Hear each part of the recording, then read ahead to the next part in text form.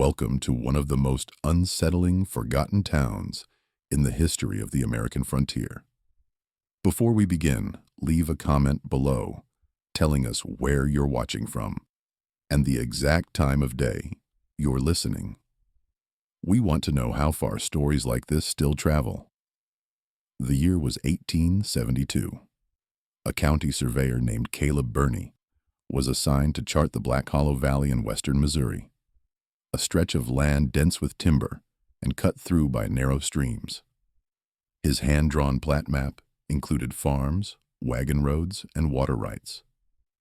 But in its center, he marked something that never should have existed. A cluster of small squares, drawn carefully in black ink, labeled Ironwood. Ironwood has never appeared in the Missouri State Gazetteer. No census recorded its families. No post office or trade registry carried its name. In official records, it was a place that did not exist. Yet here, on one fragile sheet of vellum, the name is written plainly, a town drawn in full, with streets and a church. Even stranger, in the map's margin, another hand had added graphite notations. The words read, "Bell at dusk. Doors barred. No road after sunset." For decades, historians dismissed Ironwood as a cartographer's error, or an abandoned camp that never grew into a proper settlement. But scattered fragments of evidence suggest otherwise. A letter preserved in the county archive, believed to be written by Surveyor Birney himself, describes his unease. Sheriff Ward insists the bell is not for worship, but for warding. Ordinance compels households inside after sundown. Roads seem longer at night. Chain measure lost length twice between stakes. Will attempt again in morning light. The odd phrase, "roads seem longer at night," is not the language of a trained surveyor. These men were precise, their notes exact. To admit that distance itself seemed to change was an extraordinary confession. Other traces confirm the bell. In a faded council record from 1865, a law is written in terse language. Households to be secured at the first toll of the evening bell. Any person abroad after the third toll shall be taken under sheriff's custody. In the margin, another word is scribbled, assimilation. The clerk's note indicates this term was debated, then preferred to arrest by a vote of 3-2. Assimilation. Not a word used in ordinary civic codes.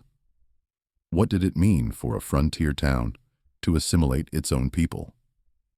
Descendant testimony collected decades later sheds light. A Works Progress Administration folklorist interviewed locals in 1936. One woman, the granddaughter of Ironwood settlers, recalled her family's warning. The road to Ironwood was short in the morning and long in the evening. If you walked it after the bell, it turned you round and brought you back with your face gone soft. Sheriff Ward was the keeper. He kept the door between places shut. The phrase, "door between places," appears in 3 separate interviews. None of the storytellers could explain what it meant, but all insisted that the bell marked the closing of that door each night. Even within Ironwood, the law was treated as fact. Surviving scraps of an innkeeper's ledger carry short entries. Peddler arrived at dusk, reminded him kindly of bell. The next day's entry reads simply, "No breakfast. Boots left on step." In those entries, the same pattern emerges. Strangers who dismissed the bell vanished, and in the morning, only their boots remained. Yet outside of Ironwood, official silence prevailed. The town's name vanished from maps after 1880. State surveys shaded the area as marshland. Advising travel was discouraged in fog. No census listed Ironwood again. To the world beyond, it was as though the town had been erased. But erasure does not mean absence. The fragments that survive, the map, the council's ordinance, the surveyor's frightened letter, and the whispered oral histories tell the same story. Ironwood was real. It lived by the toll of its bell, and every evening, when the sun slipped behind the ridgeline, its people fastened their doors against whatever walked in from the hollow. The evidence suggests Ironwood was not an ordinary settlement, but a place founded on fear, a community that existed to keep something else contained. What that was and how it consumed the lives of outsiders who strayed into its streets would emerge in the records that followed. For now, all we know is this. A town called Ironwood once stood in Black Hollow Valley. It is absent from every official record but one, a single map with a single chilling note. Bell at dusk, doors barred. No road after sunset. County deeds show that the first tracts of land in Black Hollow were granted in the spring of 1854. On paper, they look unremarkable: farm lots, water rights, and timber claims. Families with names like Pike, Coffey, and Ward signed their marks, staking their future in the shadow of the ridges. But hidden within those fragile documents are peculiar details, phrases that set Ironwood apart from every other settlement in the region. One deed describes a property boundary, not by fence or creek, but by the line of the Bell Road. Another mentions sundown restrictions. Both phrases are unique in county land records.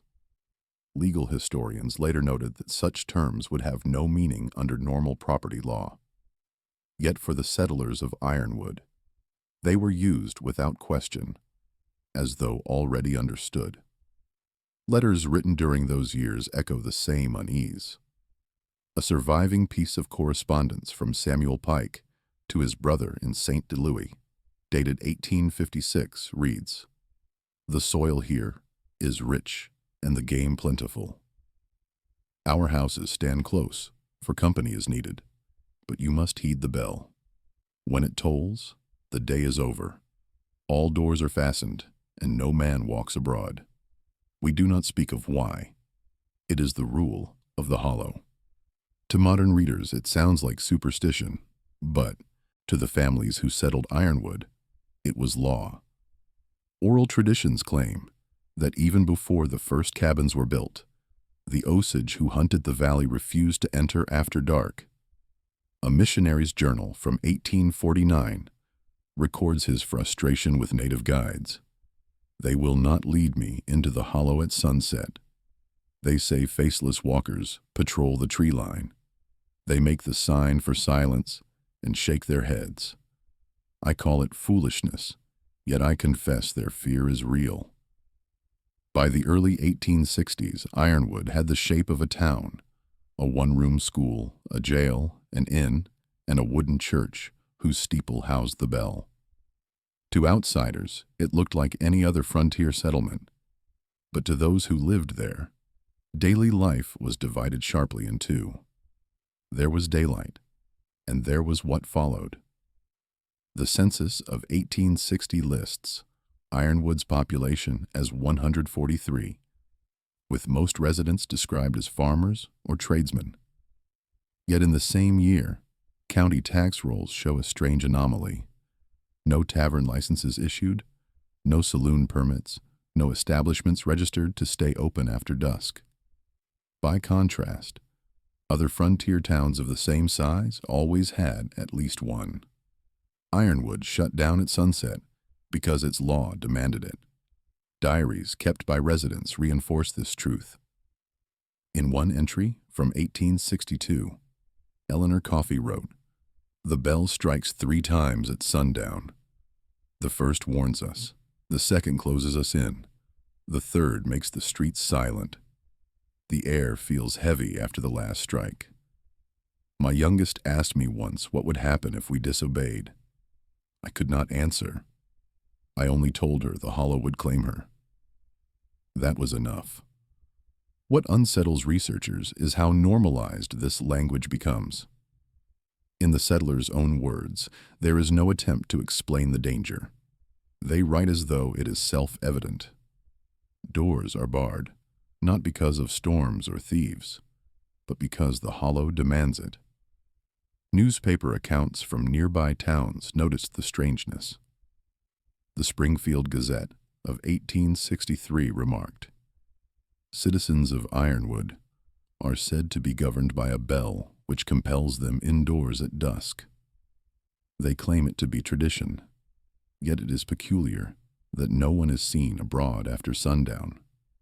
Travelers report the town to be silent and lifeless at night, though chimneys show smoke. This silence bred rumor. Stagecoach drivers warned passengers not to arrive late. Farmers in neighboring valleys told stories of hearing the bell echo through the hills, followed by cries that did not sound entirely human. And yet, people stayed. They built homes, raised children, planted fields, and continued to live under the law of the bell. Perhaps they believed obedience kept them safe. Perhaps they convinced themselves that the disappearances of outsiders were unrelated." One fragment of testimony, collected in 1936 from a descendant, captures the mood best. "My grandmother said the town was always busy in the day. Markets, blacksmiths, children running in the dust. But when the sun fell, it was as if a shroud came down. They didn't argue about it. They didn't resist. They closed their doors, and they waited for morning." That was Ironwood. The settlers of Black Hollow may have come seeking fertile land, but what they found instead was a life lived in constant negotiation with the night. From the beginning, Ironwood was a place where the line between safety and disappearance was marked not by walls or guns, but by the toll of a bell. And in that sound, the fate of every man, woman, and child was sealed until dawn. The church at Ironwood stood at the center of town, a plain timber building with whitewashed siding and a narrow steeple. To anyone passing through, it looked like an ordinary house of worship. But every surviving record agrees on one point. The bell in that steeple was never meant to summon prayer. It was meant to enforce silence. In 1861, Reverend James Halper was assigned to Ironwood by the regional diocese. His stay was brief. A resignation letter preserved in the county archive reads simply, "This parish is not mine to guide." The people do not answer to God's word, but to another law. The bell governs them. "I will not remain within weeks." Halper was gone. After his departure, responsibility for ringing the bell passed not to any church official, but to the sheriff. Surviving council minutes from 1865 make the arrangement official. The tolling of the evening bell shall fall under the authority of Sheriff Elias Ward. 3 strikes only, each at equal interval. No exception permitted. Why would a sheriff, and not a minister, be given control of a church bell? The answer lies in what that bell represented. For Ironwood, it was not a call to worship, but a curfew, and a final barrier between its people and what they feared.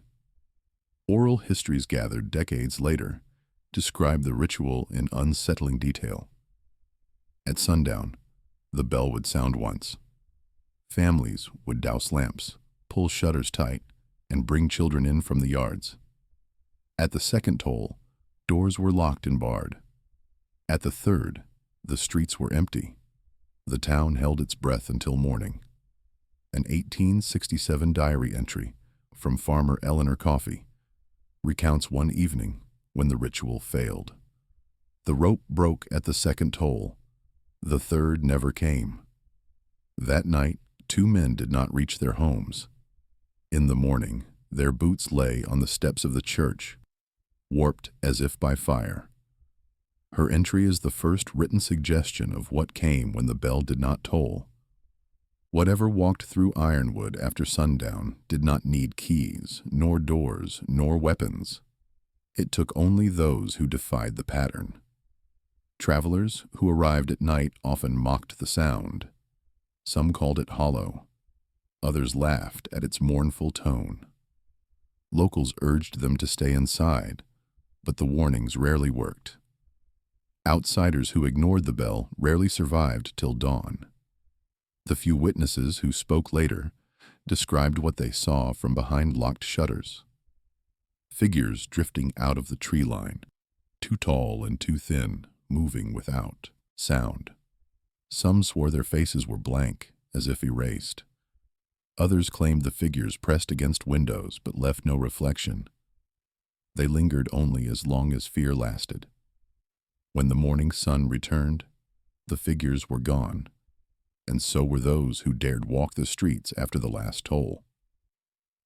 By the 1870s, neighboring towns had taken notice. The Carthage Herald ran a short piece in 1872. Residents of Ironwood obey a nightly bell that clears the streets at dusk. Outsiders speak of strange silence and vanishings. Citizens refuse to explain. They say only that it is their custom. Custom is a mild word for what Ironwood lived under. Survivors describe the bell not as a choice, but as compulsion. To disobey was to invite disappearance. Even children understood this. A letter from schoolteacher Henry Collins, who briefly worked in Ironwood in 1874, describes his pupils whispering, "Never look out after the bell. The hollow ones see you through the glass."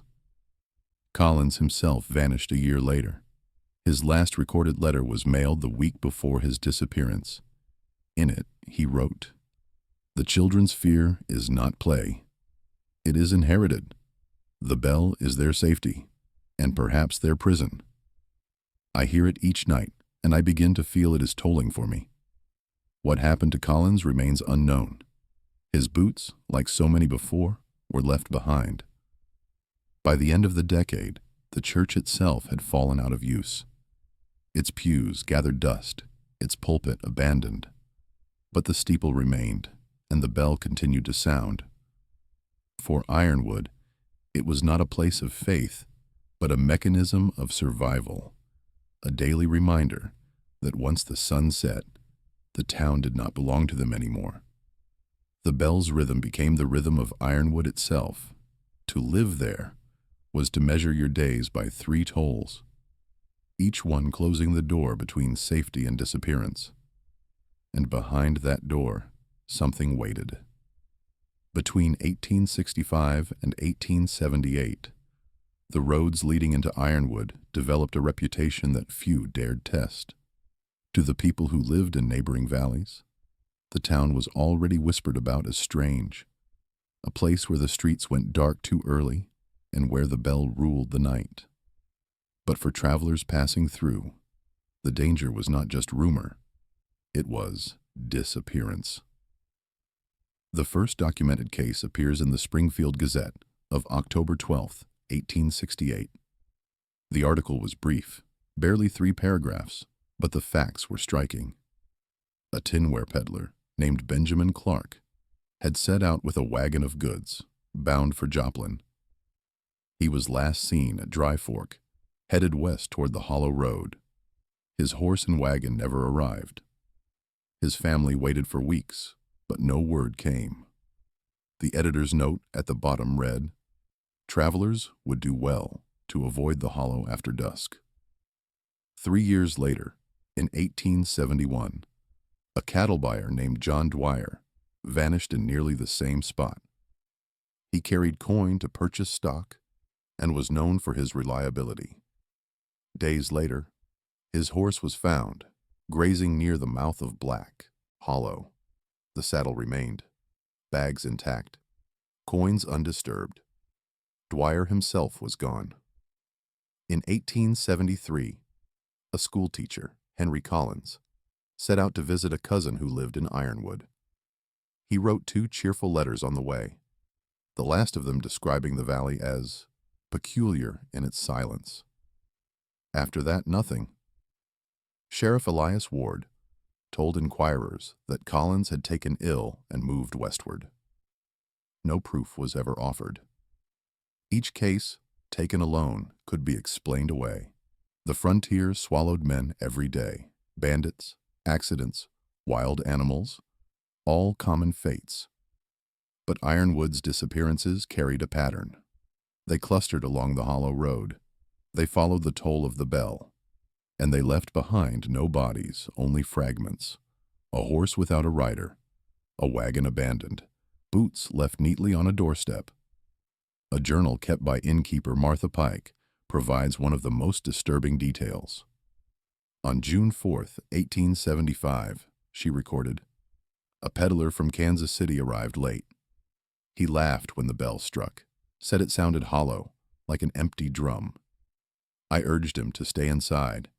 He waved me off. By morning, his boots were found on the step. Nothing else."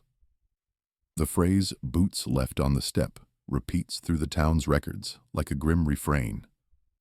Residents of Ironwood accepted it as the final proof of what happened when someone defied the bell. Outsiders scoffed, only to vanish by dawn, leaving behind the one thing that could not be carried away. Oral histories collected during the 1930s tell how the townsfolk rationalized it. One descendant recalled his grandmother's words. "They weren't killed, not exactly. The hollow ones took their faces and walked them away. All that was left were the shoes." Another spoke of seeing tall shadows, moving in the fog after dusk, silent, drifting across the road toward anyone foolish enough to linger. What is most unsettling is how little was done. County authorities filed no investigations. No search parties rode into the hollow. For officials, the disappearances ended where Ironwood began. The silence itself suggests complicity. Travelers soon learned to avoid the valley altogether. Stagecoach drivers warned passengers, "Arrive in Ironwood by midday or not at all." One letter from a driver in 1876 describes the terror of hearing the bell while still on the road. The sound carried across the timber, like iron struck in a well. My team grew restless. I drove harder. I would not be caught on the road between tolls.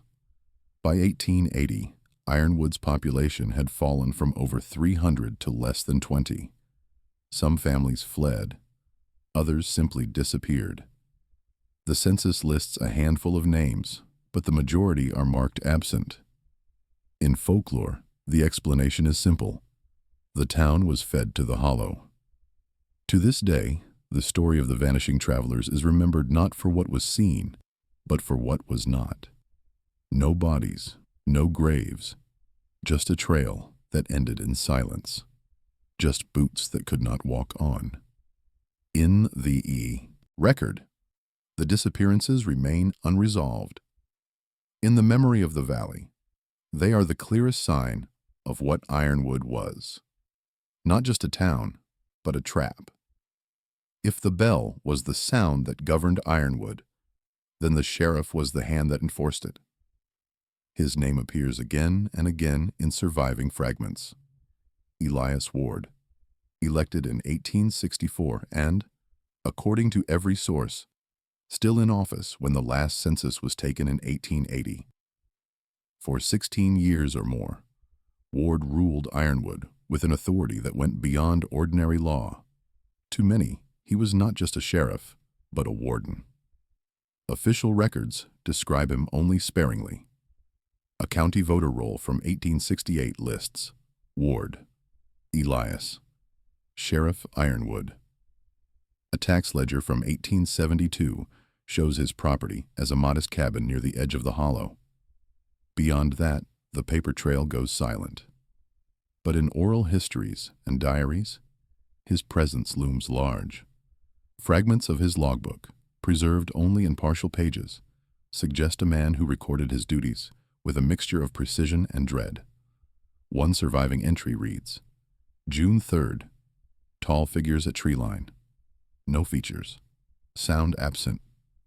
Another, written weeks later, citizen found abroad after second toll. Boots left on stoop by dawn. Fear is the bait. Keep them calm. That final phrase, keep them calm, appears more than once. It implies Ward believed the faceless figures, called the hollow ones in local tradition, were drawn not only to movement, but to fear itself. His job was not to fight them. His job was to keep the townspeople from panicking, to enforce calm even when terror pressed at the windows. Testimony collected years later supports this.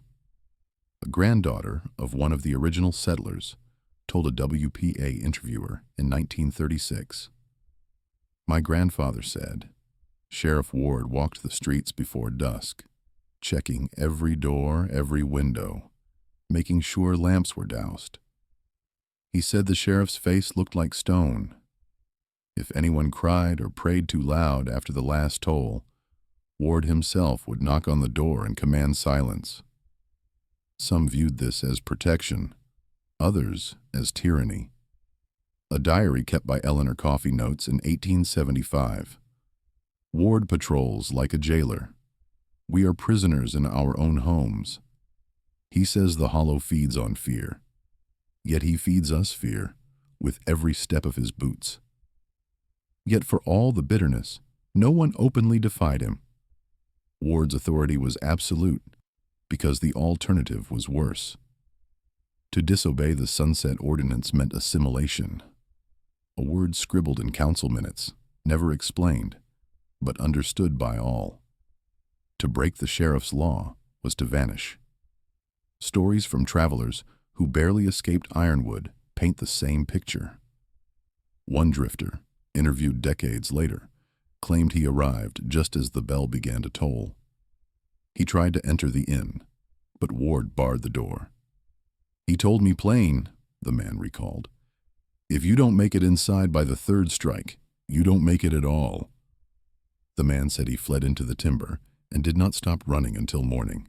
Why Ward remained in Ironwood, why he enforced a law that doomed strangers while preserving the town, is a question that has never been answered. Some claim he was bound to the hollow by blood. Others say he was granted longevity in exchange for his service. One particularly eerie oral account insists Ward was still seen patrolling in the 1890s, years after the town had supposedly emptied. The few who dared describe his appearance speak of pale eyes, gray even in youth, and a face that never seemed to age. Whether these details are fact or folklore, they underscore his role as something more than a civil officer. He was the figure who kept the boundary shut, the man who tolled the bell and made certain no one broke the silence. In the end, Elias Ward is remembered not as a lawman, but as a keeper of doors, a keeper of fear, and above all, a keeper of Ironwood's secret. His logbook, his patrols, his commands, all of them served one purpose: to ensure the town lived through another night. Ironwood was a community defined by what it feared, and Sheriff Ward was the face of that fear, standing between the people and the hollow, ensuring that the law of dusk was never broken. For years, the bell ruled Ironwood in silence. Outsiders disappeared, townsfolk obeyed, and Sheriff Ward enforced the law without question. But scattered across diaries, testimonies, and later interviews are rare accounts of what people actually saw when they disobeyed. These are the first recorded sightings of the hollow ones. The earliest description comes from a farmer's diary, dated 1867. William Coffey, a man who kept neat daily notes of crops and weather, broke from routine to record something else. "At the second toll, I looked from the shutter. I knew I should not. I saw tall shadows drift from the trees. They moved without sound, their faces were blank. No mouth, no eyes, no form. I pulled the shutter closed. My hands shook so much I could not write straight. The entry ends abruptly, followed by blank pages." Another account, preserved through family oral history, tells of a boy who dared peer through a crack in the door after the final toll. His granddaughter repeated the story to a Works Progress Administration folklorist in 1936. He said they came in silence, taller than any man, their heads tilted like listening hounds. When they turned toward him, he felt their gaze, though they had no eyes. He screamed, and my great-grandfather struck him down to silence him. They passed the door, and the boy lived. But he never spoke again. Not all encounters ended with survival. An 1871 entry in Sheriff Ward's fragmented log records simply, "Man abroad after third toll. Taken. Boots left at door. Witness saw figures moving like smoke. Fear spreads fast. Must contain his matter-of-fact tone is chilling, as though even a brush with the hollow ones was less important than keeping the rest of the town calm." A schoolteacher's letter from 1874 provides another rare glimpse. Henry Collins, who had taken a short post in Ironwood, wrote to a colleague, "The children whisper that the hollow ones look in at windows. They tell me never to light a lamp after the bell." I laughed at this, but last night, through a slit in the curtain, I saw movement. 3 shapes where no men should be. They drifted, not walked, across the yard. They seemed to lengthen in the moonlight, as if stretching thin. I will not laugh again. Collins vanished soon after. By the late 1870s, folklore surrounding the hollow ones had hardened into ritual warning. Residents told their children, "Don't cry after the bell. Don't look out. Don't speak. Don't fear." The repetition of silence, "Don't look, don't speak, don't fear," was less a prayer than survival strategy. Fear was believed to draw them closer. Sheriff Ward's own log reinforced this. Fear is the bait. Keep them calm. Outsiders who encountered the figures rarely lived to tell of it, but stories spread beyond Ironwood nonetheless. Stagecoach drivers claimed to see pale shapes crossing the road at dusk. One driver wrote in a private letter, "The air grew heavy and the team reared. For a moment I saw a figure without face at the bend. Then nothing. I drove faster, heart pounding, and prayed the bell would not reach me." These sightings blur the line between testimony and folklore, yet they recur with unsettling consistency. The hollow ones were always described as tall, silent, faceless, and drawn to fear. They did not break doors, did not scream, did not speak. They drifted through the streets like shadows, and those who met their gaze, if gaze it could be called, were never seen again. By 1880, Ironwood's population had dwindled to fewer than 20. Those who remained obeyed the bell without question. Those who disobeyed left only their boots behind. For the rest of the world, Ironwood slipped into obscurity, omitted from maps and censuses. But the people who lived in its shadow carried the memory of the first sightings for generations. In one final account, recorded in 1904 by a preacher passing through the valley, the description is hauntingly familiar. "An old woman told me the hollow ones are not devils, nor men, but empty things that walk on borrowed faces. She said the bell kept them in check, but when strangers came, the town offered them instead. I asked her if the hollow ones still walked. She only said, 'At sunset, child. Always at sunset.' The records are fragmentary, the testimonies half-whispered, but together they paint a clear picture. Ironwood's fear was not baseless. Something walked its streets at night, something faceless, silent, and patient. And when the bell ceased its toll, the hollow ones came." By the mid-1870s, the pattern of disappearances in Ironwood was no longer rumor. It had become the town's defining feature. While officials in neighboring counties filed the occasional missing persons notice inside Ironwood itself, the vanishings were quietly logged and accepted. The town kept its own records, fragmentary, terse, and chilling.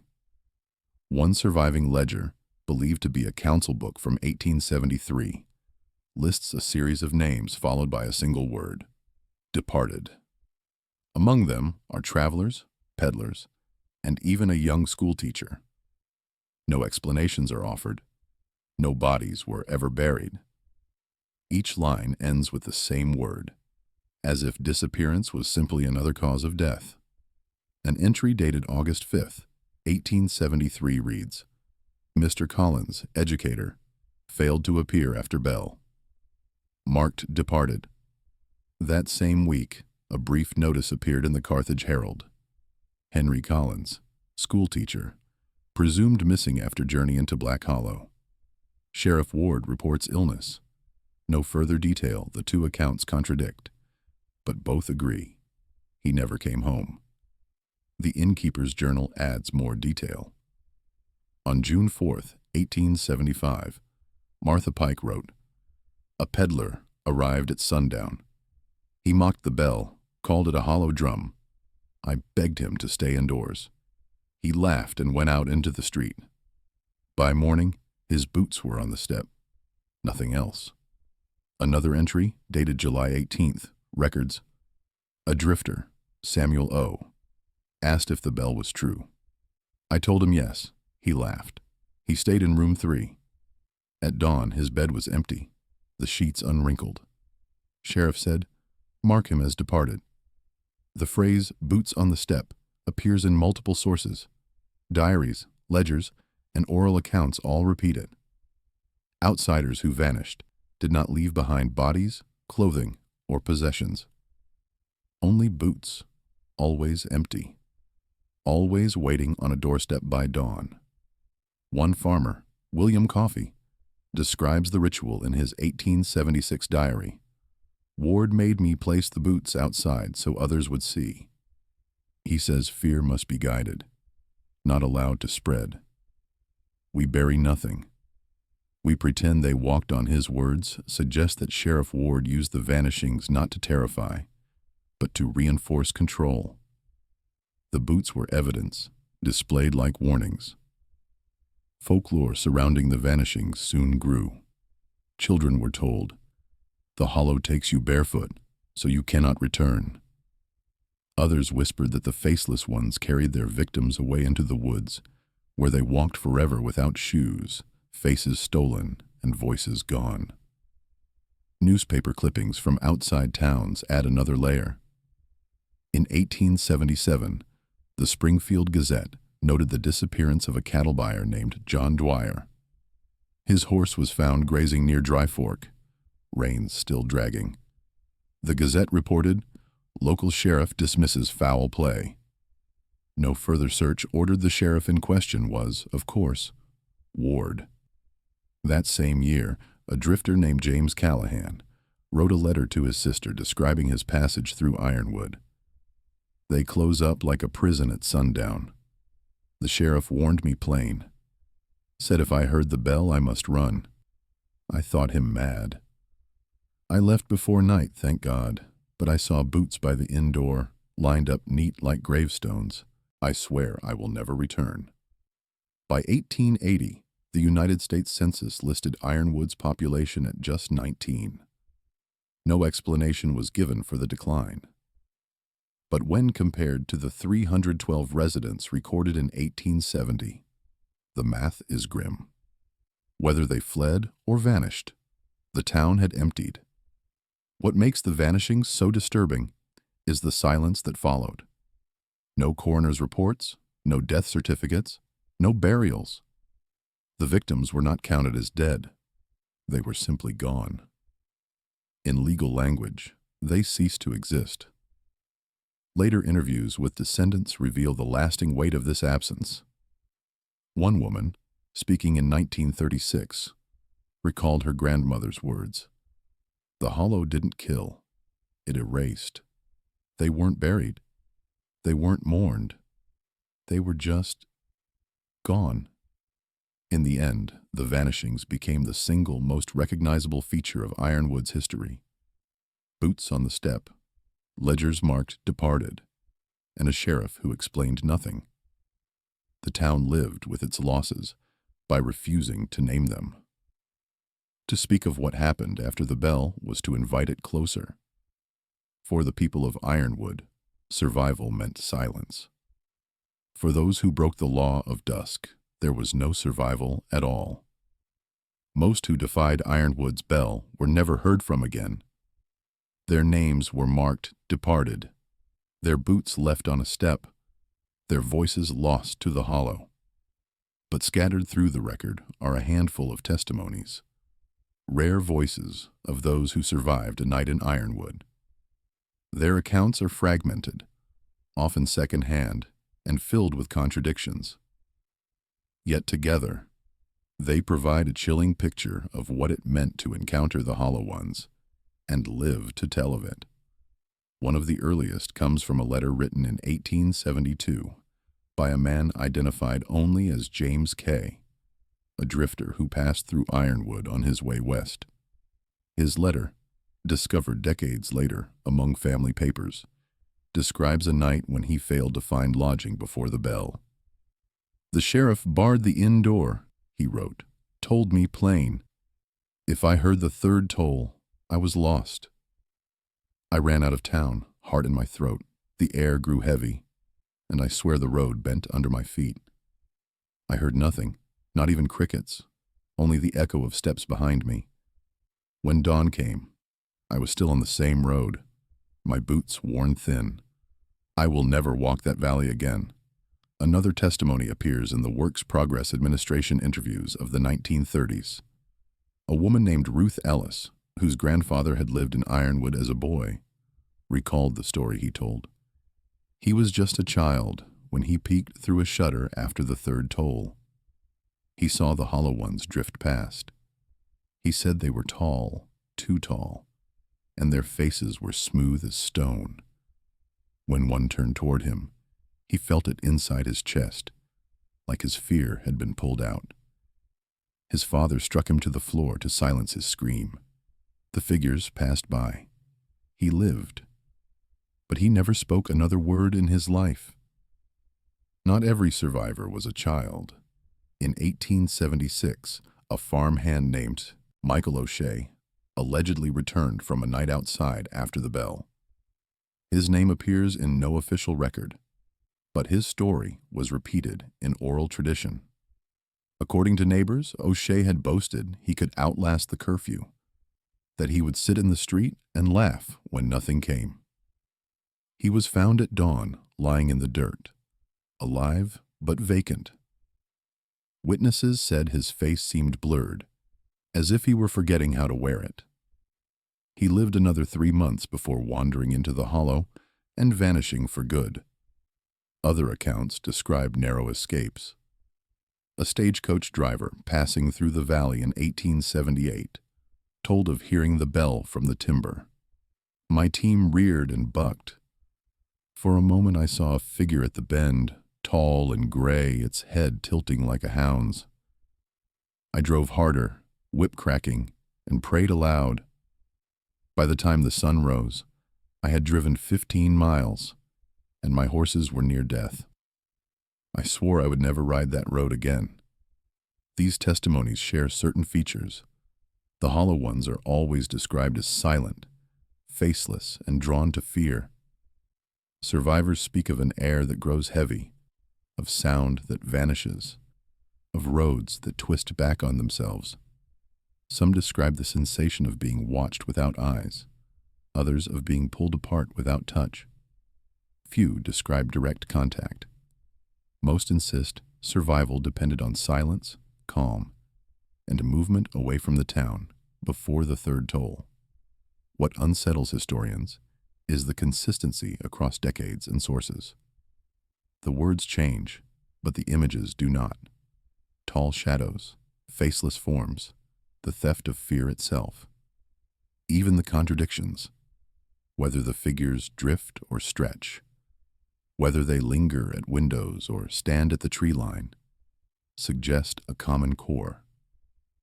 People who should never have known one another describe the same presence. In 1904, a preacher traveling through the hollow recorded a final testimony. An old woman, said to be one of the last residents of Ironwood, told him, "They do not kill. They keep you. They walk you into the hollow until your face fades." The bell was not for us. It was for them to close the door.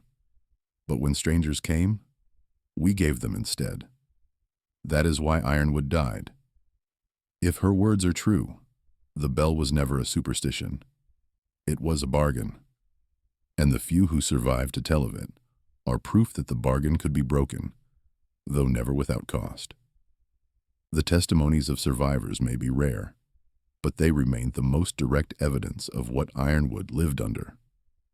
Silent figures, faceless watchers, and a town that traded obedience for survival. What they saw on those nights still haunts the folklore of Black Hollow, whispered even now. Don't look out after the bell. Don't cry. Don't fear. Or they will find you. Among the fragments of Ironwood's history, few are as haunting as the letters of Samuel O'Connor, a drifter from Kansas City who wandered into the town in the summer of 1875. Unlike so many others who vanished without a trace, O'Connor left, behind his own words, a series of letters mailed to his sister, Mary, in St. Joseph. These letters, preserved by her descendants, form one of the most direct windows into what outsiders felt when they entered Ironwood. The first letter is dated June 10th, 1875. It begins innocuously. Dear Mary, I have found a little town called Ironwood, nestled in a hollow between ridges. It does not appear on any map, but the folk here assure me it is as old as any settlement in these hills. The people are polite, though their eyes follow me strangely. I will rest a night before I move on. His second letter, written 3 days later, takes a darker turn. This town is peculiar. They live by a bell. At sundown, it tolls 3 times, and at the 3rd strike, the streets fall silent. They bolt their doors and shutter their windows, as though hiding from some unseen judge. I laughed at this custom and asked what danger they feared. None would answer me. The innkeeper only pressed me to keep indoors when it rang. By the 3rd letter, O'Connor's tone had shifted from curiosity to unease. Last night I heard it for myself. The first toll rang, and children scattered like quail. The second brought silence to every porch. At the 3rd, I swear the air itself grew heavy. No dog barked. No bird called. From my window, I thought I saw movement at the tree line, tall and shifting, like men without faces. I closed the shutter quick. I tell myself it was fog, though the night was clear. Mary's family later testified that she received one final letter, dated June 20th, though it arrived torn and water-stained. The surviving fragment reads, "The woods themselves rose and walked. Sheriff Ward tells me not to fear, but I cannot help it. Fear is in me, and I think they know it. If you do not hear from me, know that the bell has tolled, and I—" The letter ends mid-sentence, the ink smeared as if the page had been clutched by wet hands. After that, silence. Samuel O'Connor was never seen again. His name appears in no county records, no death certificate, no burial ledger. But his sister kept the letters, and they became part of family lore, retold through generations until WPA folklorists recorded them in the 1930s. The O'Connor letters stand out because they offer a rare, first-hand perspective from an outsider on the cusp of disappearance. Most who mocked the bell left no words behind. Samuel left nearly a month of observations, chronicling the shift from skepticism to terror. In his writings, we see the same pattern that defined Ironwood. Curiosity at first, then the realization that the bell was not mere superstition, but a boundary between worlds. Oral histories collected from Ironwood descendants suggest that Samuel was not the only one to write. Other letters, they claim, once existed. Letters confiscated by Sheriff Ward before they could be mailed. In these stories, Ward burned the pages, declaring that no word of the Hollow should reach beyond the valley. If true, Samuel's letters may have survived only because they slipped past the sheriff's watchful eye. Folklore surrounding O'Connor grew in later decades. Children in nearby towns were warned, "Don't laugh at the bell, or you'll end like Samuel O.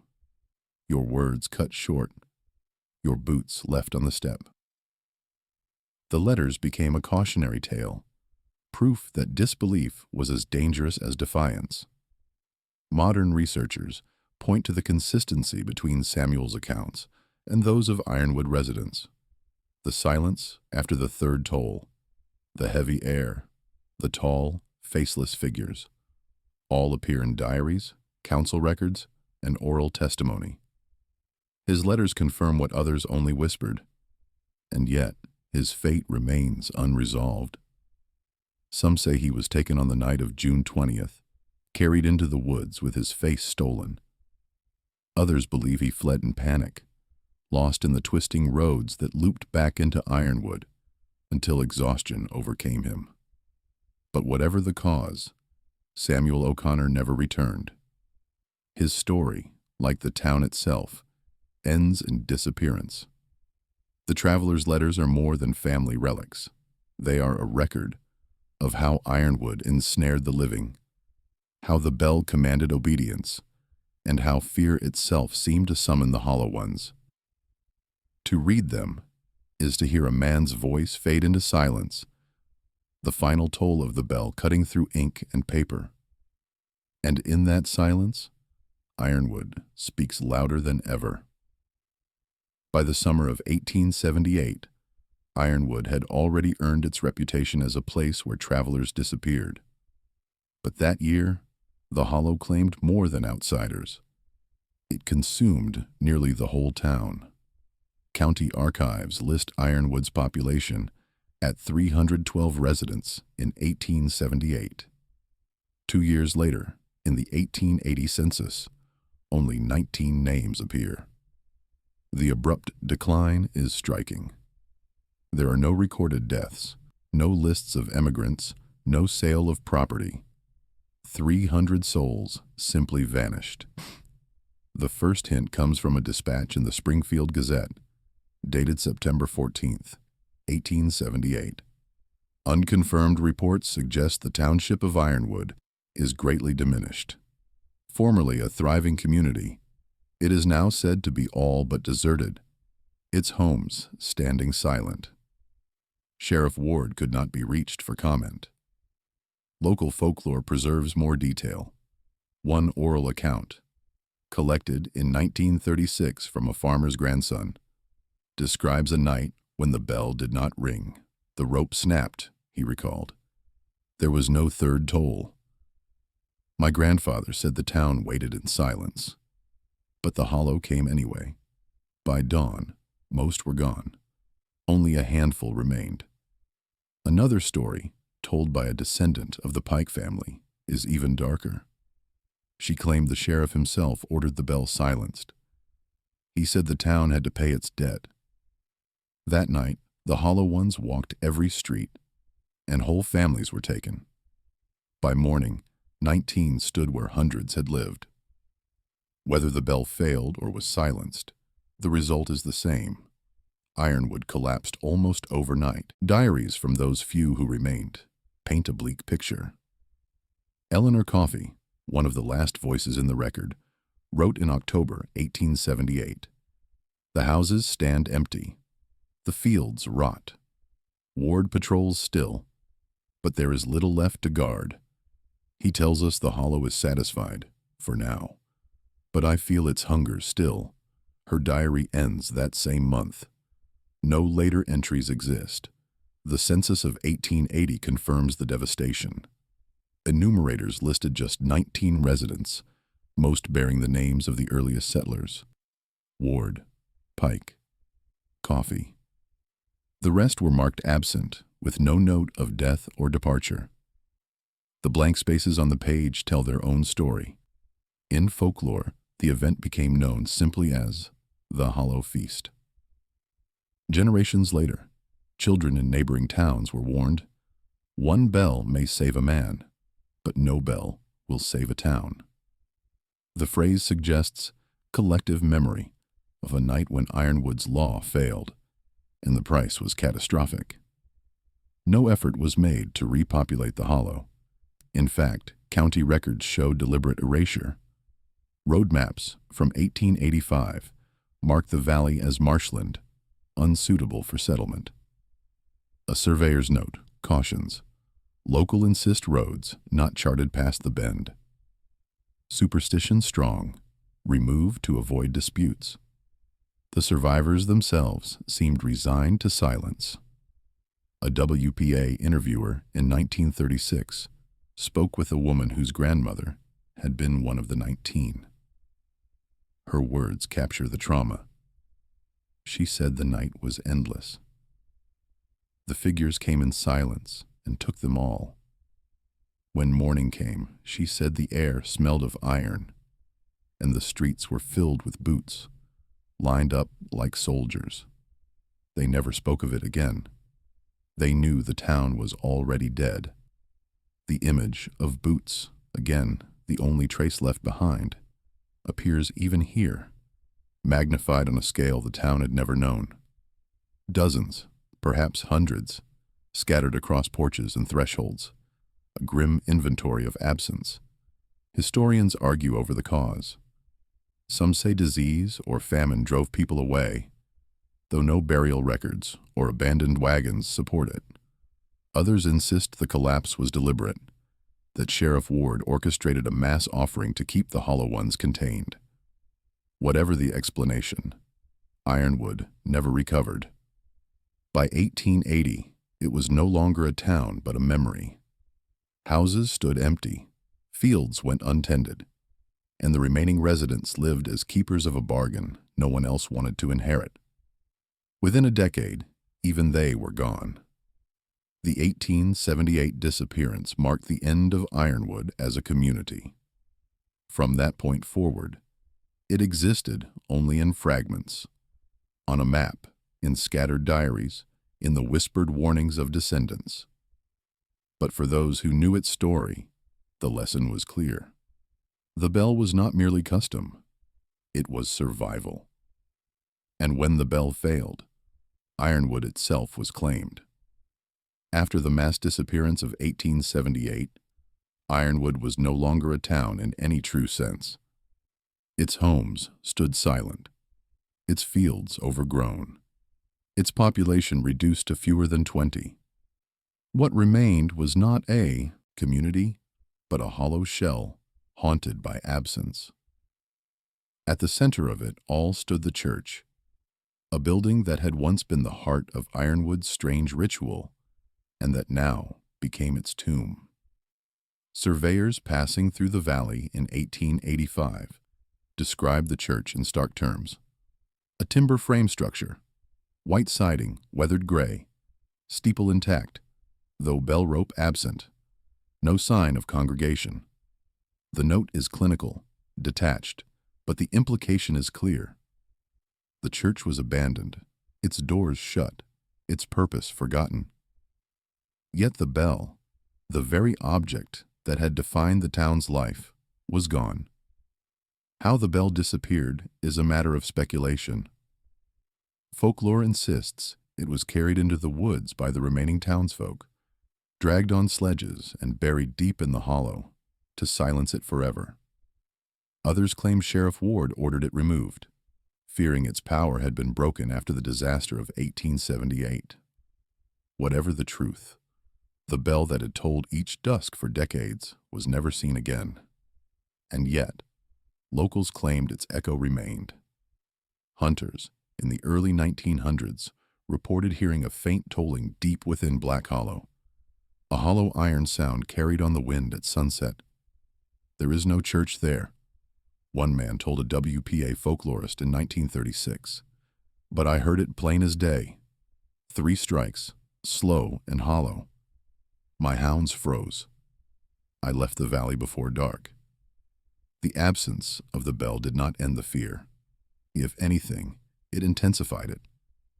Diaries from the last known residents describe nights filled with unease. In one fragment, Eleanor Coffey wrote, "The steeple stands empty. We do not ring, but the hollow walks still.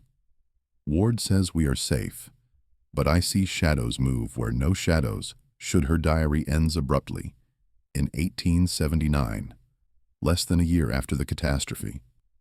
For outsiders, the abandoned church became a symbol. Travelers who dared approach Ironwood often found it first. The steeple rising above the deserted homes, the doorway gaping like an empty mouth.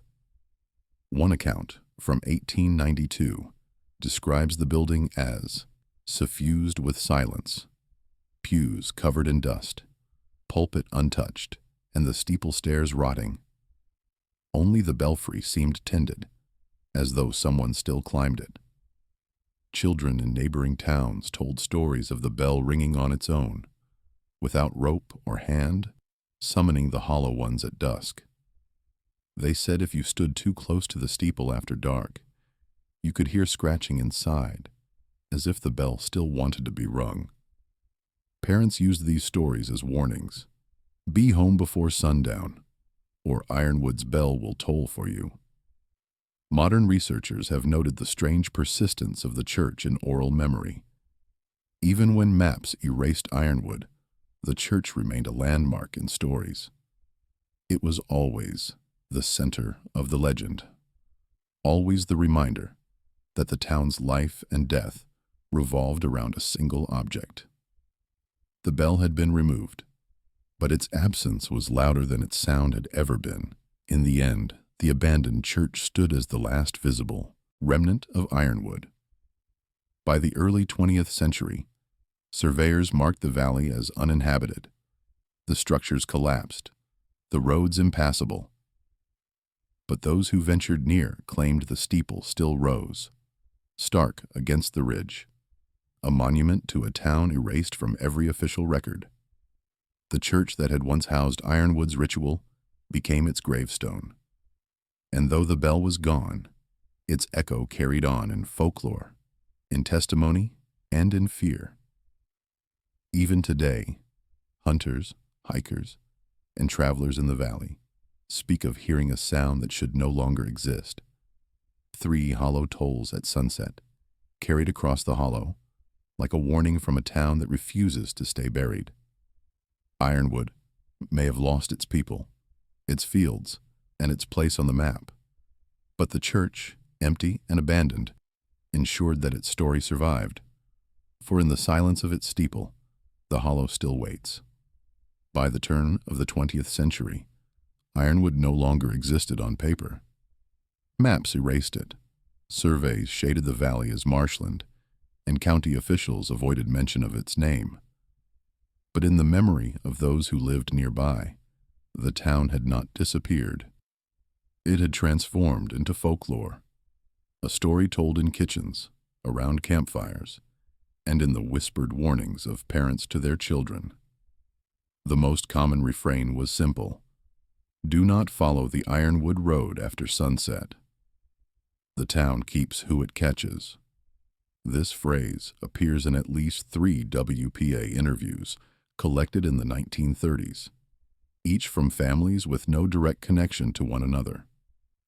The words were identical, passed down like scripture.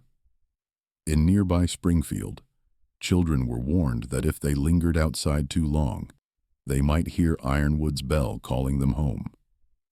One folklorist recorded the rhyme: when the bell strikes 1, go inside and play. When the bell strikes 2, lock the dark away. When the bell strikes 3, if you're still not gone, the hollow ones will walk you till your face is gone. Such verses were dismissed as nursery warnings, the kind communities invent to discipline children. But they reveal how deeply Ironwood's ritual embedded itself in cultural memory. The toll of the bell, the faceless figures, the vanishings, all were remembered, even when the town itself was gone. Travelers through Black Hollow in the early 1900s reported that locals still avoided the road at dusk.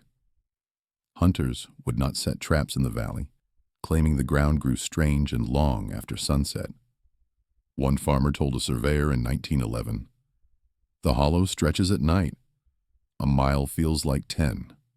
That's why you never make it out if the bell finds you." The church became a focus of the legend. Though abandoned, stories claimed its bell could still be heard in the hills. Hikers in the 1920s spoke of faint tolls echoing through the timber at sunset, even though no steeple was visible. Parents told children that to answer the bell was to vanish. Some swore they had seen boots left on old porches, long after the houses had collapsed. Folklore also preserved stories of bargains. One tale said the people of Ironwood had struck a pact with the Hollow Ones. In exchange for their own safety, they would offer strangers who wandered into town. This idea appears in oral traditions recorded as late as 1950. An elderly man told a journalist, "My grandfather said the people of Ironwood lived because they obeyed the bell. But when outsiders came, they were fed to the hollow. That was the price," another story suggested. The sheriff himself had been chosen as keeper, bound to the hollow in exchange for his longevity. Some claimed Elias Ward still walked the valley long after the town was empty, patrolling streets that no longer existed, his pale eyes searching for those who broke the law of dusk. For those outside the valley, Ironwood became a cautionary tale about disobedience and pride. Teachers used it as a warning to students who stayed out too late. Mothers invoked it to hush crying infants, "Quiet now, or the Hollow Ones will hear." The story functioned less as history and more as a mechanism of fear, ensuring obedience through the memory of a vanished town. Yet even as folklore reshaped the facts, certain details never changed. The bell always tolled 3 times. The Hollow Ones were always faceless, always silent, always drawn to fear. And the end was always the same. Boots left behind, their owners erased. Modern folklorists point to this consistency as evidence that Ironwood's story was more than myth. Communities invent monsters, but they rarely invent them with such precision across so many decades. The persistence of details suggests an event rooted in memory, distorted but never erased. By the mid-20th century, Ironwood's name had faded from official memory. But in the surrounding counties, its warning lived on. No one built new homes in the valley. No one farmed its fields. Children were told never to wander past the ridgeline at dusk. And hunters, even today, claim the hollow feels wrong after sunset. The air too still, the silence too deep. Ironwood may have disappeared from maps, but it survived in the one way legends always do, as a warning. A reminder that some places are not meant to be walked after dark, that some roads lead only to silence, and always, at the heart of the warning, the bell. 3 tolls, hollow and heavy, still echoing in memory. The sound that once kept a town alive, and that still haunts the hollow, long after the town itself was gone. In the 1930s, during the Great Depression, the federal government launched the Works Progress Administration. Among its many projects was the Federal Writers Project, which sent researchers into rural communities to record folklore, oral histories, and local traditions. It was through these interviews that Ironwood's story resurfaced in striking detail. Field workers traveling through Missouri collected more than a dozen testimonies from elderly residents who remembered the hollow. Some were children of Ironwood settlers. Others had grown up in neighboring towns, raised on whispered warnings about the bell. Together, Their voices gave shape to a memory that official records had long tried to erase. One interview, taken in 1936, came from a woman named Clara Ellis, whose grandfather had lived in Ironwood as a boy. She recounted his memory of peeking through a shutter after the third toll. He said they came like smoke, tall and thin, with no faces. When one turned toward him, he felt it inside his chest, like it was pulling the fear out of him. His father struck him to the floor to stop his cry. They passed on. He lived, but he never spoke again. Another account came from Thomas Reed, age 72, whose mother had fled Ironwood as a young girl. Reed told the WPA worker, she said Sheriff Ward was not a man, but a keeper. She swore he never aged, not one day, from when she was a child to when she saw him last. He walked the town each dusk, knocking on doors, commanding silence. She said if anyone broke the law of dusk, it was not the hollow that came first. It was him. The consistency of these stories is unsettling. Nearly every interview mentions the bell, the silence after sundown, and the hollow ones, faceless figures drifting from the trees. Some describe them as tall and thin, others as shadows stretching in the moonlight. But the essence remains the same. The hollow ones came for those who feared, and the bell was the only defense. A field worker named E. Garland noted how reluctant people were to speak openly. It took hours of coaxing before the old woman told me of Ironwood, he wrote in his report.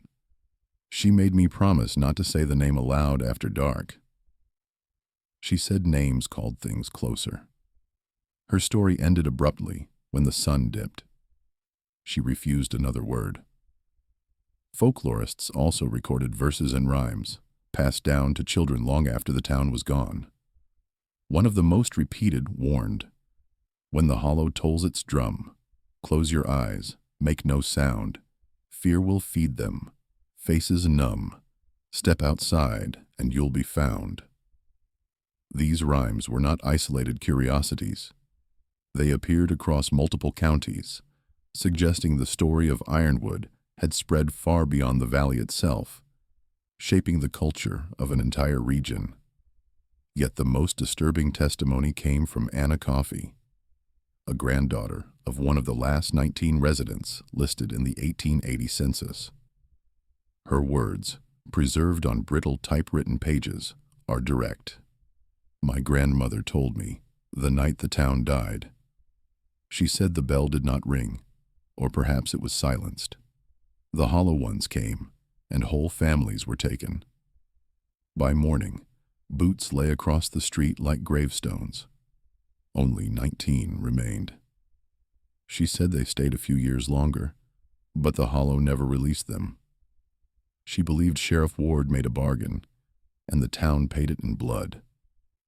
Anna's account echoes earlier fragments, but her retelling crystallized what Ironwood had become in the American imagination, a town that sacrificed outsiders and eventually itself to something unspeakable.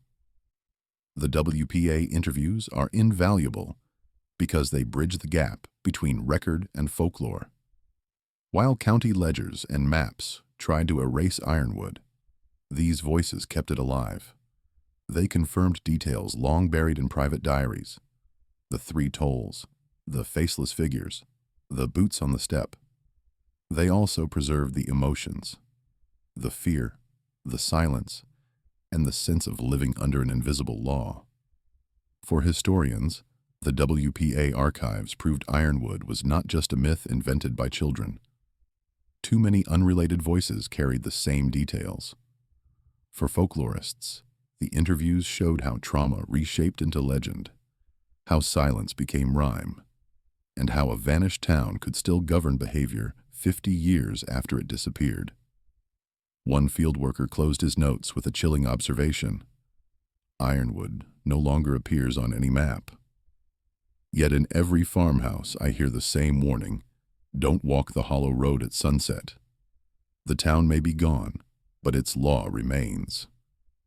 The WPA testimonies ensured Ironwood would never be forgotten. They recorded the last living echoes of a community erased not by time, but by the tolling of a bell. For decades, Ironwood survived only in fragments: maps, ledgers, diaries, and whispered testimony. But in the mid-20th century, researchers claimed evidence of something more tangible: photographs. If true, they would have been the only surviving images of the town. Today, they are missing, leaving behind only a trail of rumors and clerical notes that raise more questions than answers. The story begins in 1956, when a box of glass plate negatives was discovered during a routine recataloguing at the McLaren County Archive. The plates were labeled only with initials: I did your W, circa 1870. According to the accession log, they had been bundled with courthouse records salvaged after a basement flood decades earlier. A clerk noted that the box contained street views, dwellings, and figures. In the months that followed, archivists attempted to clean and inspect the plates. One typed memorandum, dated June 1956, described them in brief: several exposures indistinct. One image shows church steeple with rope ladder extended. Another depicts group of men posed before jailhouse. At least 2 plates contain blurs resembling figures with indistinct features. That last line is the most disturbing: figures with indistinct features. In later interviews, a former archive employee swore one image showed townsfolk gathered on a porch, but the faces in the foreground appeared smooth, blurred, as though erased by the exposure itself. Within weeks, the plates vanished. The official record lists them as misplaced during transfer. No prints were ever made. By the time state inspectors inquired, the box had been removed from the shelf, its contents lost. Rumors spread quickly. One archivist, who later gave a private statement to a journalist, claimed the plates were deliberately destroyed. He described how a senior clerk, upon seeing the blurred faces, insisted they were not fit for the public eye, and ordered them discarded.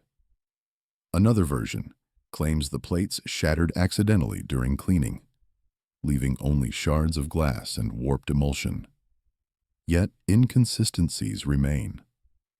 A reference card, created in 1956, lists a total of 12 images.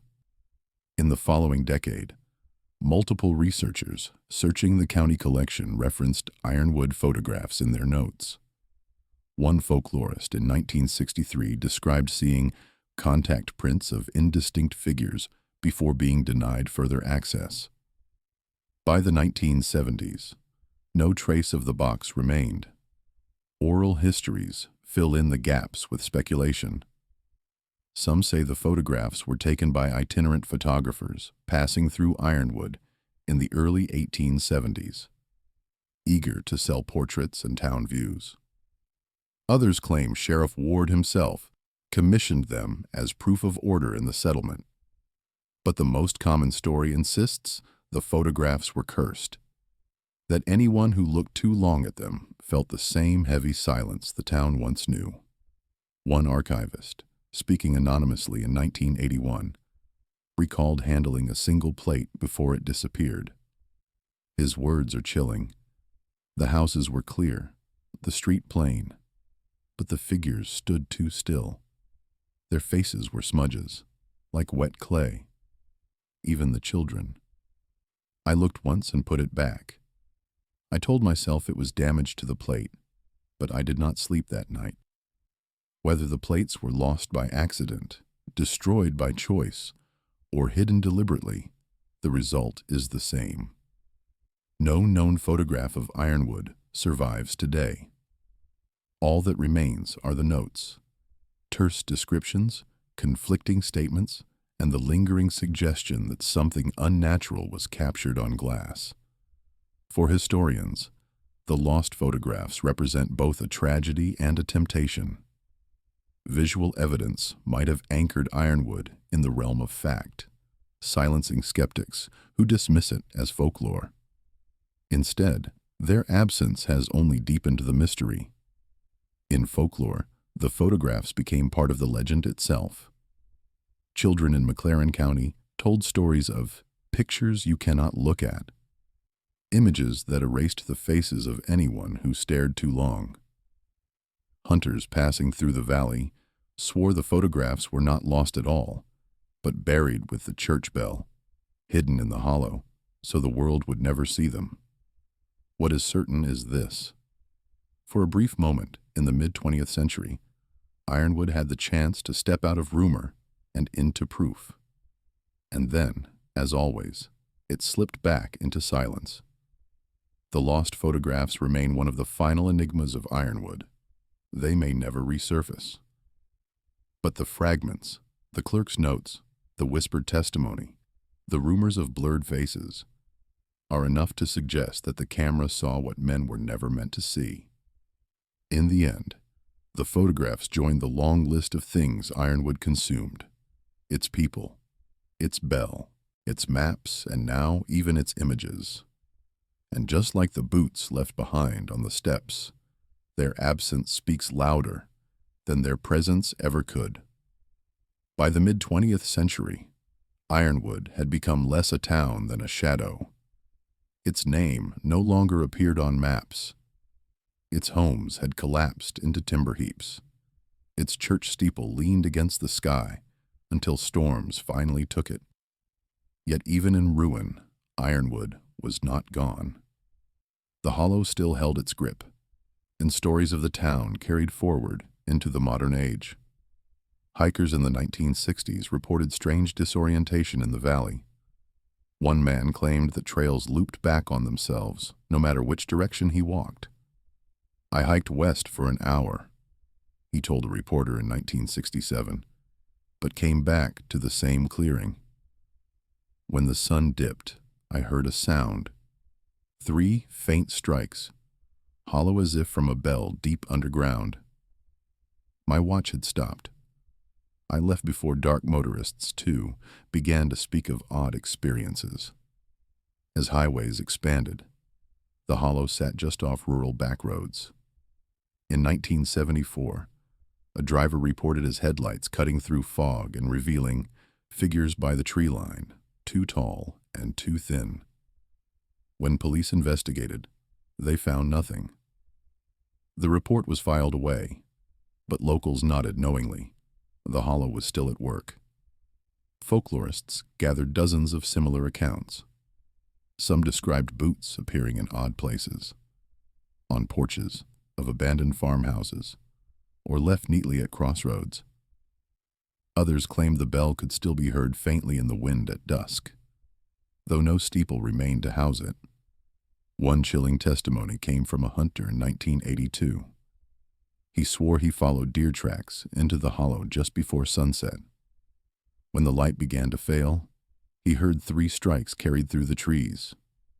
His dogs froze, tails between their legs. In the clearing ahead, he saw shapes moving, slow, silent, faceless. He turned back immediately, leaving his gear behind. Later, he found his boots placed neatly on the porch of his cabin, though he insisted he had not left them there. For those who live in neighboring towns, Ironwood remains a place not to be entered after dusk. Children are still warned. Don't walk the hollow road. Don't look out after the bell hunters. Whisper that the hollow stretches at night, roads doubling back, time slipping sideways. Some insist Sheriff Ward himself still patrols, pale-eyed and ageless, ensuring the bargain is kept. Historians argue over what Ironwood represents.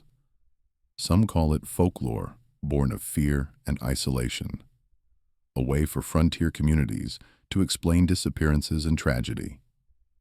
Others see it as a cultural scar, a legend formed around real trauma, the loss of a town, the silence of a bell, the erasure of 300 souls. But those who know the hollow insist it is neither myth nor metaphor. They claim the boundary remains intact, that Ironwood was a prison as much as a town, a barrier keeping the hollow ones contained. The bell was their seal. When it tolled, the door stayed shut. When it failed, the hollow fed. In 2001, a folklorist named Daniel Mercer visited Black Hollow to gather new accounts. His notes end with a single line. Locals still refuse to say Ironwood aloud after dark. He vanished later that year while hiking in the valley. His boots were found on a ridge trail, laces tied neatly. For modern ears, these stories may sound like superstition, echoes of a forgotten past. But the warnings persist, passed down with too much precision to be dismissed. The three tolls, the faceless ones, the boots left behind, the silence that follows. These details repeat like the strikes of the bell itself, steady, inescapable, and final. Ironwood may no longer stand, but its judgment endures. A town erased from records, yet kept alive in whispers. A place that swallowed travelers, neighbors, even itself, leaving only empty shoes and unanswered questions. And so, the legend closes as it began, with a warning. If you find yourself near the hollow at sunset, and you hear the faint toll of a bell where no steeple stands, remember the law of Ironwood. Do not linger. Do not look. Do not fear. Because when the bell tolls 3 times, the hollow still walks. And that is the story of Ironwood, the frontier town that lived by a bell and vanished into the hollow. What do you think really happened in that valley? Was it folklore, fear, or something far darker? Something that still waits at sunset? Let us know your thoughts in the comments. Don't forget to subscribe. Tap the notification bell so you never miss a story. And share this with someone who thinks forgotten towns only exist on maps. Until next time, stay safe and stay out of the hollow after dark.